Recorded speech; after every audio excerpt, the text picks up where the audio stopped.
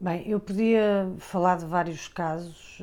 que têm a ver com esta data que se comemora, mas creio que há um que me marcou muito e que mostra-me também aquilo que as mulheres passaram durante largas décadas em Portugal, já mesmo durante a democracia. No início de 2014, e já na sequência do primeiro referendo pela despenalização do aborto em Portugal, de 97 ou 98, creio eu, e já na sequência dos julgamentos de Aveiro, onde houve 17 arguidos e arguidas pela prática de aborto clandestino e que houve muitas manifestações. Estava, durante esse julgamento, aliás, estava eu grávida e estava a levar a minha gravidez para a frente e estava a ser uma das caras do movimento em Coimbra, como já tinha sido, aliás, uma das porta-vozes também do movimento quando foi do primeiro referendo. E, portanto, o meu ativismo pela despenalização do aborto era mais do que conhecido. E nessa altura dos julgamentos, eu estava grávida, como disse, e depois, passado pouco tempo, cerca no terceiro mês de gestação,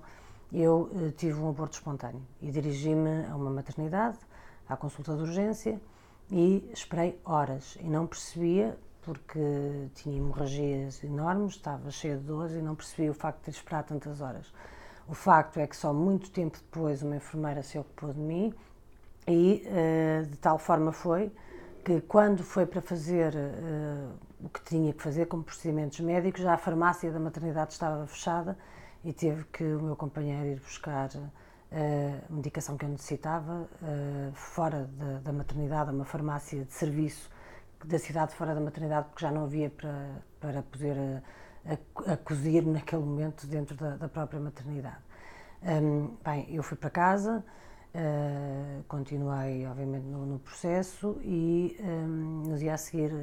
desloquei-me novamente à maternidade para fazer a vigilância, para perceber se o procedimento estava a correr bem, se era preciso fazer mais alguma coisa. E nessa altura a enfermeira que me tinha cuidado no dia anterior confessou-me que a razão pela qual eu tinha esperado tanto tempo, porque eu lhe perguntei, aliás, tinha sido porque um dos médicos que estava de serviço, que era do chamado Movimento Pró-Vida,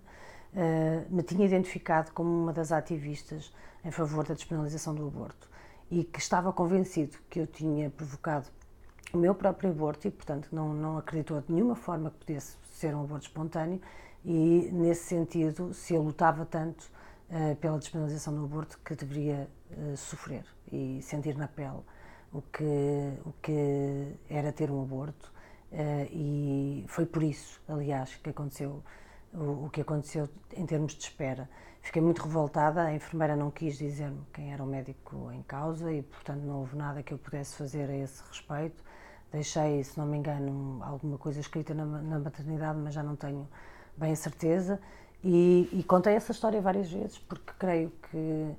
hoje em dia nós, felizmente, em Portugal já temos a possibilidade das mulheres que sim, que voluntariamente querem fazer o aborto, ter acompanhamento médico, mas o preconceito, a forma como se criminalizava as mulheres que defendiam esse direito, chegou ao ponto de um profissional de saúde entender que, por eu ser um dos rostos do ativismo pela despenalização do aborto, não tinha direito a ter cuidados próprios, cuidados mínimos, cuidados básicos, todos os direitos que deveria ter quando estava a passar por uma situação que eu não tinha provocado, mas que obviamente na cabeça dele, se eu defendia a despenalização do aborto, se estava eu própria a ter um aborto, era porque eu tinha provocado. Não foi o caso, descobriu-se depois a razão. Por isso mesmo, porque é que aconteceu isso mesmo, mas foi algo que durante muito tempo me causou muita revolta e aliás também quando depois finalmente no segundo referendo pela despenalização do aborto o conseguimos em Portugal e temos agora níveis de saúde sexual e reprodutiva muito mais avançados do que tínhamos antes, mas não pude deixar também de celebrar que todas as mulheres passariam a ter cuidados dignos e não ter que passar por juízos de valor ou por preconceitos de profissionais de saúde em função daquilo que são as suas crenças e não aquilo que deve ser o seu comportamento profissional e o seu comportamento médico e o juramento que, aliás, fizeram de proteger as pessoas.